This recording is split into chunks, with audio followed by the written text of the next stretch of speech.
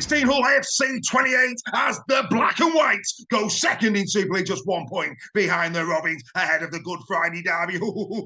That should be an absolute belter. This was a fantastic first half from Hull AFC. Some real quality rugby league on show. They did go time and time again, didn't they, to the Warrington Wolves left edge of defence. Matty Ashton, is he 100% fit? Ben Curry playing in centre. They targeted it superb. 2 tries from Tom Briscoe in this one, really setting them on their way. It was a really good professional performance, this, in the first half. John Cartwright in his post match, a little bit disappointed that they fell off a little bit in the second half. It was a to and fro, really. First half was very much Hull FC, second half Warrington Wolves. Warrington left themselves too much to do. I mean, don't get me wrong, I think if Warrington go in 20 points to 4 down at half time, they might have had a bit more belief. That try from Davy Litton just before, well, pretty much on half time, deflated Warrington, no doubt about it. Warrington Wolves' body language not good. I mean, there was times where, for example, Matt Duffy running down the left-hand side, easy ball to the left to Ben Curry and Ashton. It was a walk-in, decides to go himself. That really was a moment in the game where you're thinking, come on, it's about teamwork, it's about playing together. There was a couple of moments like that during the game. I mean, a lot of Warrington fans complaining over the referee. I mean, come on. Bottom line is, this wasn't a referee problem. Sam Burgess says that in his press conference. The penalty count actually favoured Warrington. But the thing was about this game is, in the ground itself, there's a lot of decisions that were contentious. The SASA try, a case in point. I mean, was it a forward pass? That's a question. Straight off the bat, was it a forward pass? Then you've got, a bit of chaos at a play the ball where, to all intents and purposes, the referee, it's a knock-on, decides to let him do it again. I get that, but then equally in the second half, you've got the likes of George Williams with an offload round the back, and Hardacre's a judge to have knocked on, and when it clearly wasn't a knock-on. He's played the ball into the man, and actually, it hit his belly. That's where it hit him. So there's a lot of to and fro in there. I think neither team was happy with some of the decisions in the game, but did they even themselves out? Yeah, they probably did, and there's no doubt the best team won. Let's be crystal clear about that. Hull FC were very, very good at the Halliwell Jones Stadium on Saturday evening. They played some really good, solid, attacking rugby league. They did. Herman SASA. I mean, look, we keep talking about this guy, and rightly so. He's not in our top 3, so let's give him, his reward for what was another stellar performance. His 6th try in a row. That is a record in summer rugby league for a prop forward. There's a stat for you. Incredible performance from the Herminator. Hermomania continues at Hull FC. What a player. Best player. Well, certainly the best prop in Super League by a street. And, if it was a judge, bum, case dismissed. Oh, yes. Herman SASA. What a player. He did 114 metres from 17 carries, 5 tackles. Warrington in that opening 20 minutes couldn't live with him. He did a lot of damage down the middle. I have to say as well, I'm very, very impressed with Liam Knight. I think he's been a really good pickup on both sides of the ball. 30 tackles indeed from him, 12 carries, 103 metres. A real solid player. Looks it, big lad, big unit. I mean, that's been a stellar signing from John Cartwright this season. Will Price continues to improve, I'd say that. I thought he had, that run down the left-hand side, really good. He did the same as well in the quarter-final against KR. And the more he settles, the more potent he's going to be. I mean, I'm sorry, Mr. Moy, but I think you're going to have to enjoy yourself in the reserves. I do see Will Price now pretty much cementing himself at full-back. I can't really see. I think Kate Custey's playing too well at stand-off, and I think actually Will Price is a better full-back than he is a half-back. So I would expect Price to continue there, and he's going to give them some potency coming out of the back. We know what a critical role a full-back is, and I thought Price played a really solid game and will only get better. I would say that right off the bat. This is a concerning performance if you're a Warrington Wolves fan. Just didn't look at it. I think there's a lot of players carrying knocks. I'd have to say that. George Williams went off on one leg. He was hobbling for the last 5 minutes, rolled his ankle. Be interested to see if they risk him against Lee now next week, or if actually they give him a rest with such big games coming up. Warrington's fixture list now really stacked, isn't it? They've got the Lee Leopards next week, followed by St Helens, followed by Wigan, and then the Leopards again in the Challenge Cup. That is 4 games that is really going to test the Warrington Wolves' depth of squad, but also the treatment table. Good news for Warrington Wolves fans. It looks like Toby King will be back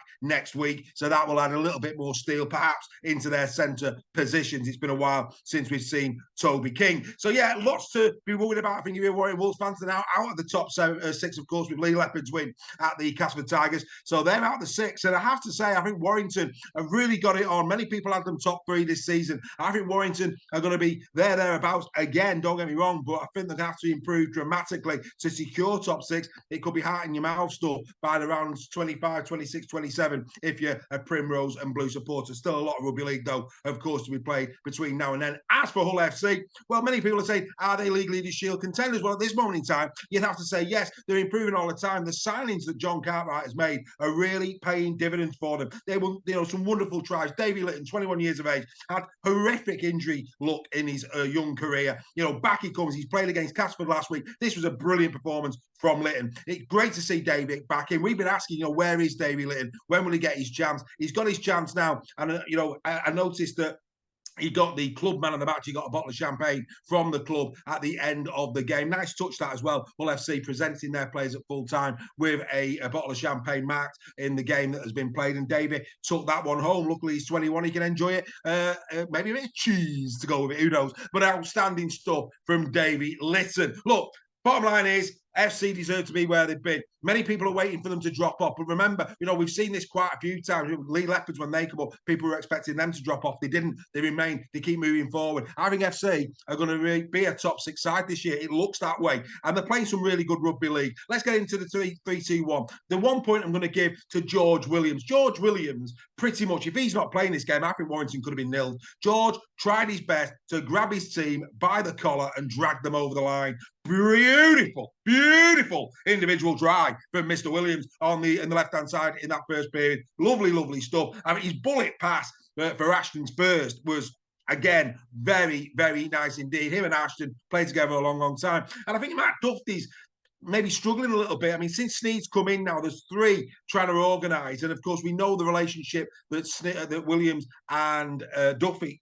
had. I mean, there just seems to be, I don't know, it just doesn't seem to be quite right at the moment. When was the last time we saw Mark Sneed miss 4 kicks? I mean, again, unheard of, to be fair. And had Sneed's kicking boots been on, perhaps that last 5-10 minutes could have been a little bit more interesting. But, bottom line is, I think, that combination needs to be worked on. It really does. I was surprised that Sam Powell didn't come on a little bit earlier, I have to say as well. But hey, these are all ifs and buts now. It is in the record book. But George Williams was very deserving of a point, and that's why he gets the point. The 2 points I'm going to give to the Hull FC man of the match, Davy Litton. 2 very nice tries. One fortuitous, that one just before half-time. Bounce looked lovely for him. But overall, I thought Davy had a really, really good game. And he deserves to be recognised for that, especially all of the injury issues that he's had. For him to be back and have such a pivotal role in a game of this magnitude, well done to Davy Litton. But 3 points I'm going to give to, it's not Herman Esse. It's actually, and again, I'm sure the people in the ground will have seen this, if not on the TV, the player that really did make them tick. It wasn't Aidan Caesar. It wasn't Cade Cust.